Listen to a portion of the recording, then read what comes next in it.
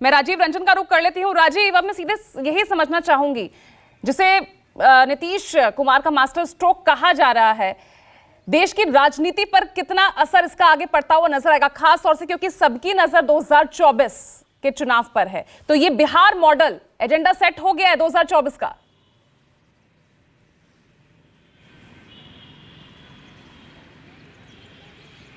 देखिए पूजा, जब ये जातिगत जनगणना के जातीय और आर्थिक सर्वेक्षण सामने आए हैं, सार्वजनिक हुए हैं, तो उसमें कई बातें ऐसी भी कही गई हैं जिसमें कि ये कहा गया कि सबसे ज़्यादा सवर्ण जो है वो सबसे कम गरीब हैं बिहार में, कायस्थ हैं वो सरकारी नौकरियों में सबसे ज़्यादा हैं लेकिन उनकी संख्या सबसे कम है, भूमिहार सवर्णों में सबसे गरीब हैं। इस तरह के आंकड़े भी आए हैं वहाँ पर।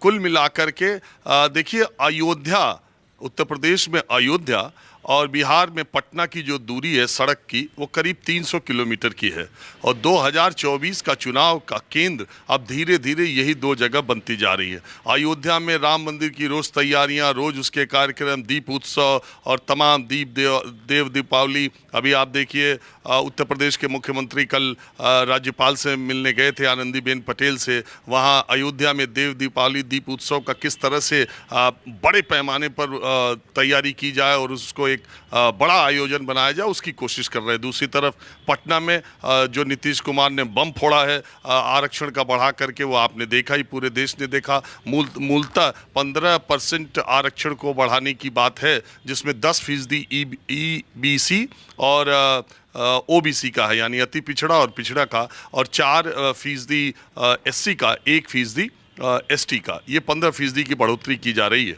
अब सवाल ये उठता है कि मैंने कई बार आपसे ये बात कही कि बिहार, महाराष्ट्र और पश्चिम बंगाल 2024 के चुनाव में इन तीन राज्यों में बीजेपी को चुनौती दिखाई दे रही है और इन तीन राज्यों में दो राज्य ऐसे हैं, बिहार और मध्य प्रदेश, जहां जातिगत आधार पर आरक्षण की बहुत रस्साकशी चल रही है। एक तरफ तो मराठों को OBC में शामिल करने के लिए आप देख ही रही हैं किस तरह का प्रदर्शन महाराष्ट्र में हो रहा है और सरकार के गले की हड्डी बना हुआ है। दूसरी तरफ नीतीश कुमार पटना में, बिहार में जो OBC EBC कार्ड खेल रहे हैं, वो भारतीय जनता पार्टी को एक तरह से चेक करने के लिए 2024 में, क्योंकि धर्म और जाति के इर्द गिर्द ही 2024 का चुनाव होना है।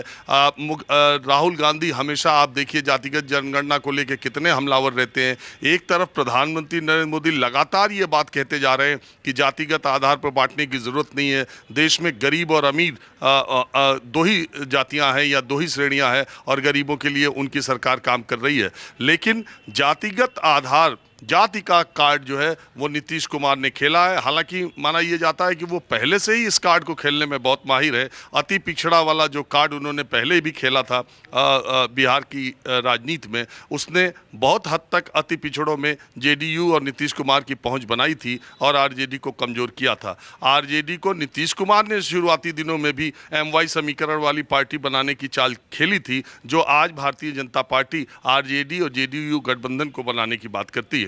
भारतीय जनता पार्टी का पुरजोर प्रयास रहता है कि उत्तर भारत के दो बड़े राज्यों, 120 लोकसभा सीटों उत्तर प्रदेश और बिहार में, समाजवादी पार्टी को और JDU महागठबंधन JDU RJD को MY समीकरण वाली पार्टी बनाकर ही छोड़ दिया जाए और बाकी लोगों को अपने उसमें अपने सांचे में लिया जाए। इसी कवायद में अगले दो तीन चार दिनों में उत्तर प्रदेश में मंत्रिपरिषद का विस्तार भी हो सकता है, जिसमें ओम प्रकाश राजभर और दारा सिंह चौहान को मंत्री बनाए जाने की भी चर्चा है। तो ये दोनों तरफ से 2024 के कार्ड अपने अपने तरीके से खेले जा रहे हैं और 2024 के जनवरी में जब अयोध्या में पूरा केंद्र बनेगा राम मंदिर का, उसी समय मुझे लगता है कि OBC का जो कार्ड है, वो OBC का जो कार्ड दूसरे नेता खेल रहे हैं, उसी को ध्यान में रख के ही इन्होंने जल्दी जल्दी ये सब बातें की है। और जहाँ तक तकनीकी सवाल है, अभी ये मामला कोर्ट में तो आना तय है। आपको मालूम है कि महाराष्ट्र की सरकार ने दो बार प्रयास किया मराठाओं को आरक्षण देने के लिए और सुप्रीम कोर्ट और हाई कोर्ट ने रद्द कर दिया। अब चुनौती नीतीश कुमार के सामने है, क्योंकि ये मामला आज कल परसों नरसों में ही सुप्रीम कोर्ट या हाई कोर्ट में पहुंचेगा। जब विधानमंडल से पास होने की बात 9 तारीख को है, तो उसके पहले ही ये पहुंचेगा। अब सवाल ये उठता है कि 50% आरक्षण की जो सीमा थी, वो सीमा तो टूट गई जब आर्थिक आधार पर आरक्षण 10% देने का फैसला जो सरकार ने, केंद्र सरकार ने किया था, सुप्रीम कोर्ट ने उस पर मोहर लगा दी, तो वो 50% वाली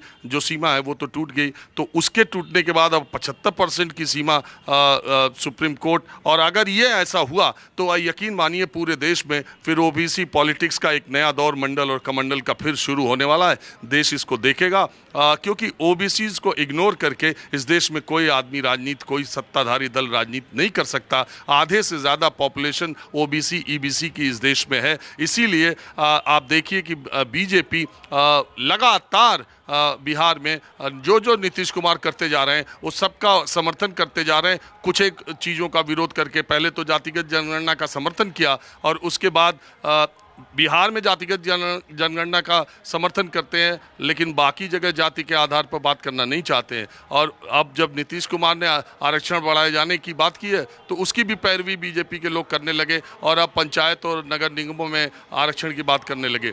तो सवाल यही है कि ओबीसी को नाराज करके इस देश में कोई पॉलिटिक्स नहीं कर सकता। अब धर्म का कार्ड चलेगा कि जाति का कार्ड चलेगा, और कौन कितना तेज चल पाता है और किसका कार्ड 2024 में चल पाएगा, यही देखने वाली बात है। बिल्कुल, और धर्म और जाति में जीत किसकी होती है ये वाकई बहुत दिलचस्प पहलू होगा, जिसकी तस्वीर जनवरी के बाद और ज्यादा साफ होती नजर आएगी।